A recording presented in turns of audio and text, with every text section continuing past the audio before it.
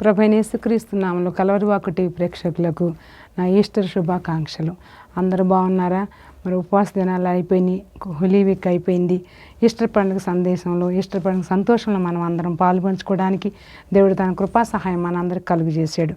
అందుని బట్టి మనం దేవుని స్తుతించి కొంతసేపు వాక్యం చెప్పుకొని దేవుని ధ్యానించుదాం, దేవుని స్తుతించుదాం. హల్లెలూయా. జయ జయ యేసు, జయ యేసు, జయ జయ క్రీస్తు, జయ క్రీస్తు, జయ జయ యేసు, జయ యేసు, జయ జయ క్రీస్తు, జయ క్రీస్తు, జయ జయ రాజా, జయ రాజా, జయ జయ రాజా, జయ రాజా, జయ జయ స్తోత్రం, జయ స్తోత్రం, జయ జయ యేసు, జయ యేసు.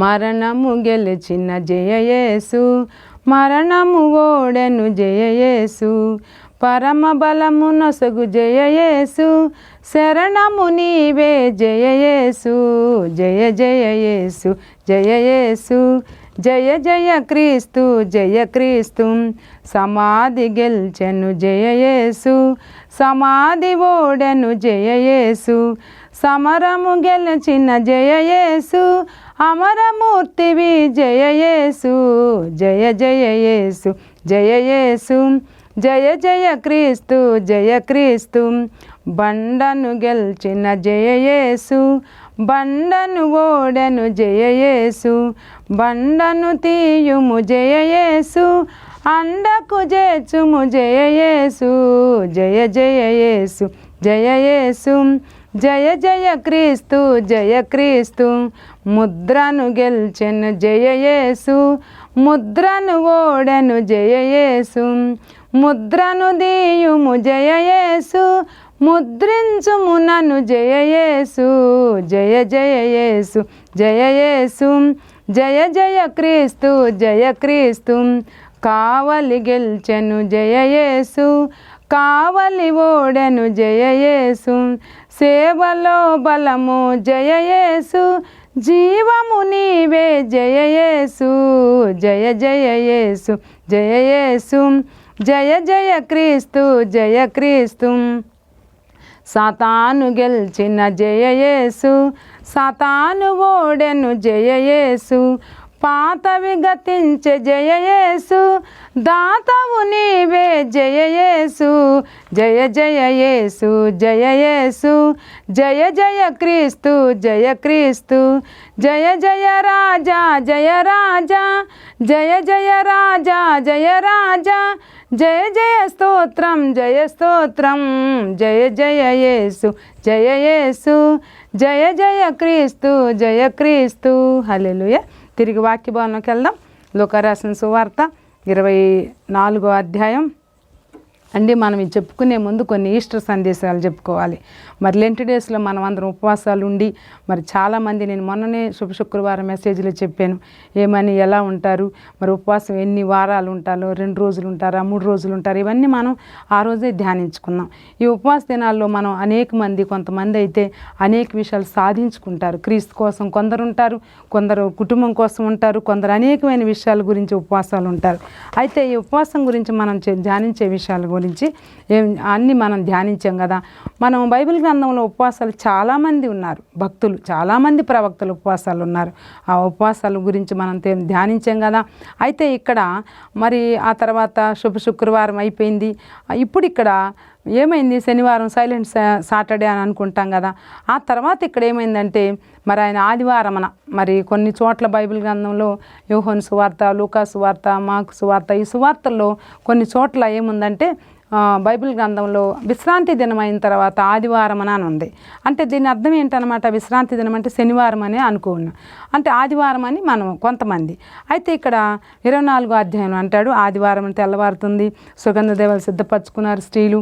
ఆ తర్వాత రాయి దొర్లించి చూడటం, ప్రభు అయిన యేసుదేహం కనపడకపోవటం, ఆ తర్వాత వారికి ఏం తోచకపోవటం, ప్రకాశమైన వస్త్రములు ధరించిన 2 మనుషులు వారు కనబడటం, ఇవన్నీ మనకి తెలిసిన విషయాలే. ఆయన పునరుద్ధాడైనట్టు మరణమా నీ ముళ్ళెక్కడని మనం చూస్తున్నాం. అసలు ఈస్టర్ పండుగ అనేది బైబిల్ గ్రంథంలో ఉందా అని అంటే ఉంది. ఎక్కడ ఉందంటే అపోస్తలుల కార్యములు 12వ అధ్యాయం 4వ వచనంలో ఇంగ్లీష్ బైబిల్లో ఉంది, ఈస్టర్ అని ఉంది. ఆ ఈస్టర్ అంటే ఏంటి, పస్కా పండుగ, అది గ్రీకు పదం అని మనం తెలుసుకున్నాం. అయితే ఇక్కడ అదే ఈస్టర్ని మనం ఇప్పుడు మరి ఈస్టర్ సందేశాన్ని తెలుసుకుంటాం అన్నమాట. అక్కడ ప్రకాశమైన వస్త్రములు ధరించిన ఇద్దరు మనుషులు వారి యొద్ద నిలవబడ్డారు. అయితే వారు భయపడి ముఖములు నేలమూపి ఉండారు. అప్పుడు వాళ్ళు ఇక్కడ చూడండి, ఇక్కడ మనం గమనించవలసిన విషయం, సజీవుడైన వారిని మీరు ఎందుకు మృతుల్లో వెతుకుతున్నారు? సబ్జెక్ట్ మనది ఇది. సజీవుడైన వారిని మీరు ఎందుకు మృతుల్లో వెతుకుతున్నారు? సజీవుడు అయితే యోహాను రాసిన సువార్తలో మనం తెలుసుకున్నాం. 2వ అధ్యాయం 19వ వచనం 22వ వచనం వరకులో ఒక్క నిమిషం మనం గమనిద్దాం. అక్కడేముందో చూద్దాం. యోహాను రాసిన సువార్తలో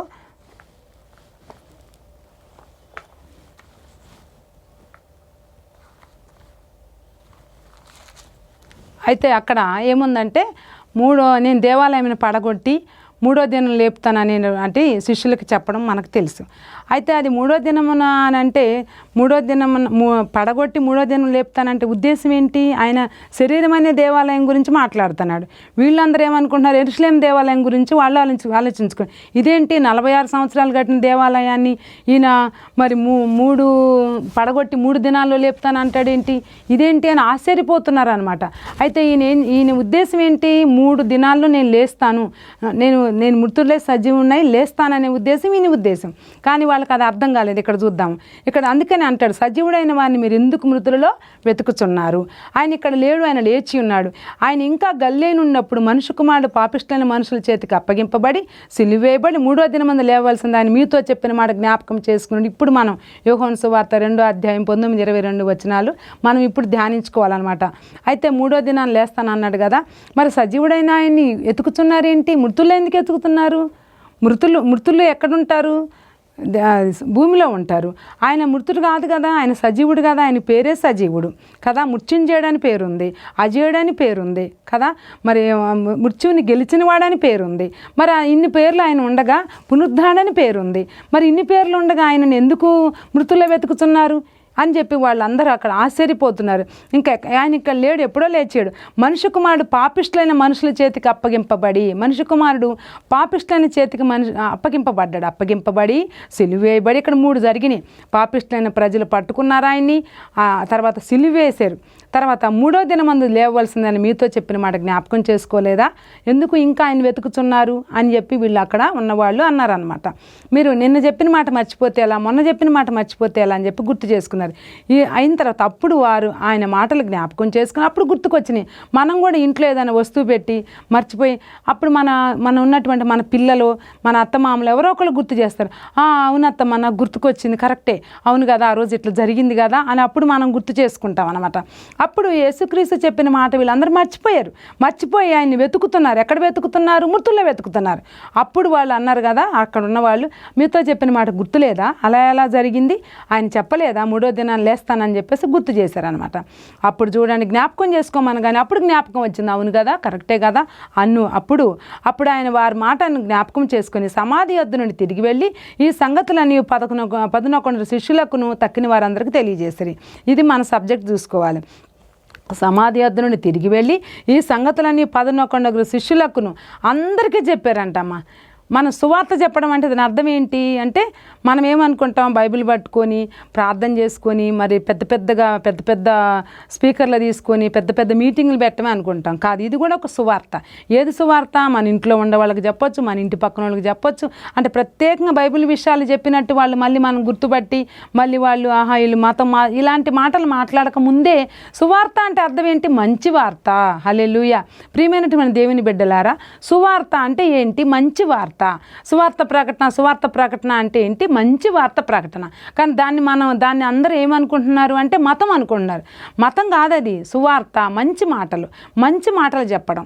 మనం ఎలా ఉండాలి, మన ప్రవర్తన ఎలా ఉండాలి, మన జీవితం ఎలా ఉండాలి, మనం కుటుంబంతో ఎలా ఉండాలి, సమాజంతో ఎలా ఉండాలి, సంఘంతో ఎలా ఉండాలి, మన వ్యక్తిగతంగా ఎలా ఉండాలి, మన నలుగురున్న చోట ఎలా ఉండాలి, మరి మన యొక్క ఆత్మీయ జీవితం ఎలా ఉండాలి, మన మనస్సు ఎలా ఉండాలి, మన ప్రేమ ఎలా ఉండాలి, మన యొక్క ఆలోచనలు ఎలా ఉండాలి, మన కంటి చూపు ఎలా ఉండాలి, అంటే A to Z నడినెత్తి మరకొని అరికాలు వరకు మనకు ఉన్నటువంటి ఆలోచన విధానం ఎలా ఉండాలి.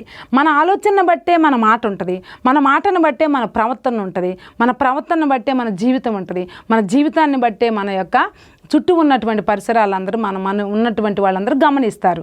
అదే అంతే కదా, సువార్త అనగానే మనం ఏంటో అనుకుంటున్నాం, ఏదో ఫీల్ అయిపోతున్నాం, ఏదో పెద్దగా అదేంటో భూతంలాగా భయపడుతున్నారు. కాదండి, సువార్త అంటే మంచి మాట, ఒక మనిషి ప్రవర్తనను, ఒక మనిషిని మార్చేటువంటి మంచి వార్త. వీళ్ళు ఇక్కడ చూడు, చూసిన వాళ్ళు, విన్న వాళ్ళు అట్నే ఊరుకున్నారా? ఊరుకోలేదు. వాళ్ళు వాడ వీధి వీధి చెప్పారు కదా, వాడ వీధి వీధి. ఇక్కడ అందుకని అంటున్నాడు చూడండి, సమాధి వద్ద నుండి తిరిగి వెళ్ళి ఈ సంగతులన్నీ 11 శిష్యులకు చెప్పారంట, అందరికీ చెప్పారంట. యేసుక్రీస్తు లేచాడు, యేసుక్రీస్తు లేచాడు. అప్పుడు చెప్పాడు కదా ఆ మాట, అప్పుడు మనతో అన్నాడు కదా, అప్పుడు మనతో సంభాషించాడు కదా, అప్పుడు మనతో చెప్పిన మాట ఇదే లేఖనాలు నెరవేర్చబడ్డాయి అని చెప్పి అందరికీ వాడ వీధి వీధి వాళ్ళకు వీలున్నంత వరకు సువార్త ప్రకటన చేశారు. హల్లెలూయా. మన జీవితంలో నువ్వే కానీ, నేనే కానీ, ఇంకా చుట్టూ ఉన్న వినేవాళ్లే కానీ, చదివేవాళ్లే కానీ మరి ఎవరైనా సువార్త ప్రకటనలో మరి సహకరిస్తున్నారా?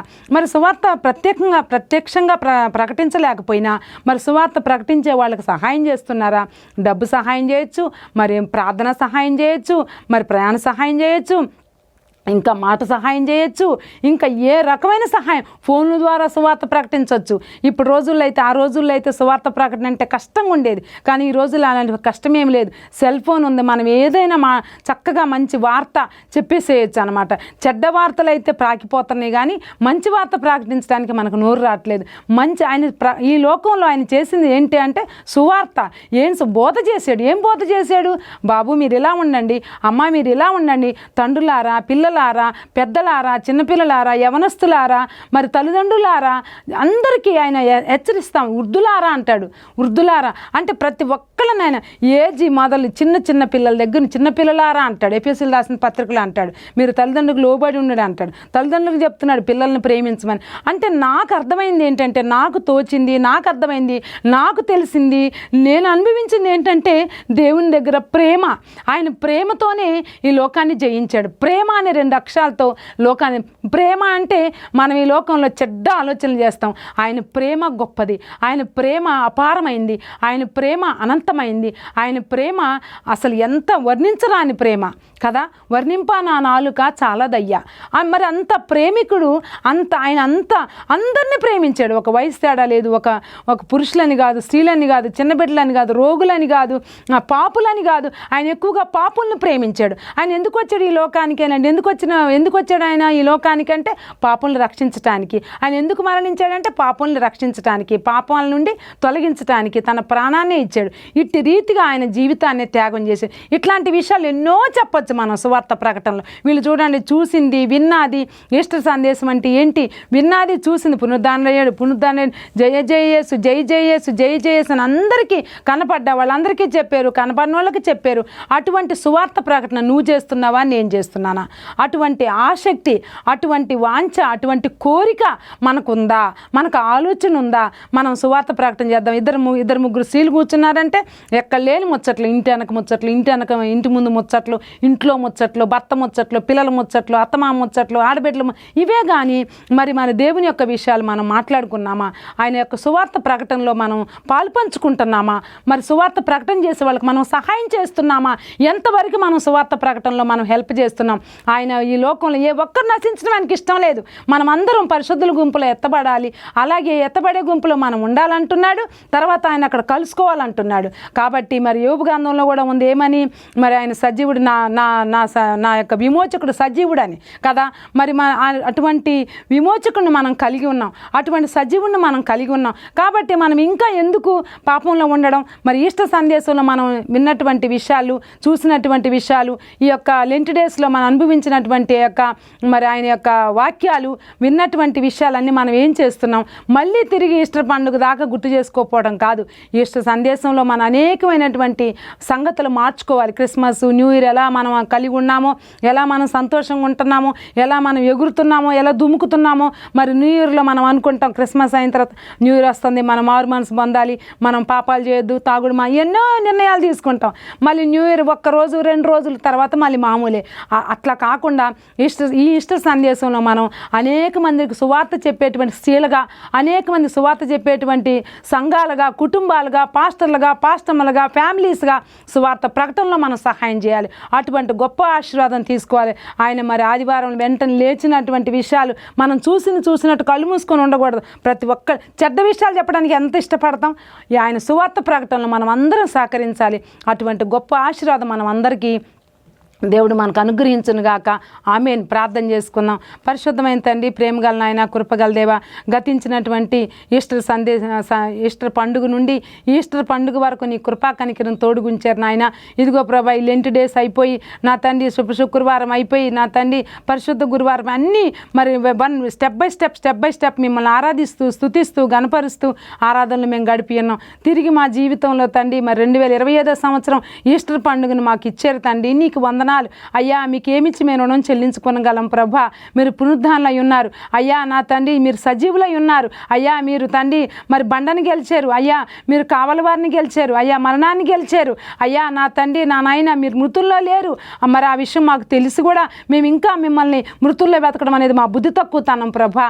నా తండ్రి 3వ దినమున పునరుద్ధానమై ఉండగా మీరు ఆకాశమునకు ఆరోహణమై ఉండగా ఆ విషయాన్ని మర్చిపోయి ఉన్నాం కనుక అలాంటి మతిమరుపు లేకుండా మేము నా తండ్రి నా నాయన మిమ్మల్ని నా తండ్రి మీరు మృత్యుంజయుడైన విషయాన్ని మేము గుర్తుపెట్టుకొని మా యొక్క మనసులలో మేము ఎప్పుడు మిమ్మల్ని ధ్యానించి స్తుతించి గణపరిచి నా తండ్రి నా నాయన మీరు మాకు ఇచ్చినటువంటి యొక్క మంచి జయకరమైన జీవితాన్ని నా తండ్రి మేము కొనసాగిస్తూ మీకు ఎప్పుడు మేము రుణపడి ఉంటానికి కావాల్సిన ప్రతి దీవెన దయచేయమని ఈస్టర్ పండుగ ఆశీర్వాదాలు మా పైనను మా కుటుంబాలపైనను మా సంఘాలపైనను మా వ్యక్తిగత జీవితాలపైనను కుమ్మరించి మీరు మహిమ పొందమని యేసుక్రీస్తు అతి పరిశుద్ధ నామమును బట్టి వేడుకుంటున్నాం తండ్రి. ఆమేన్.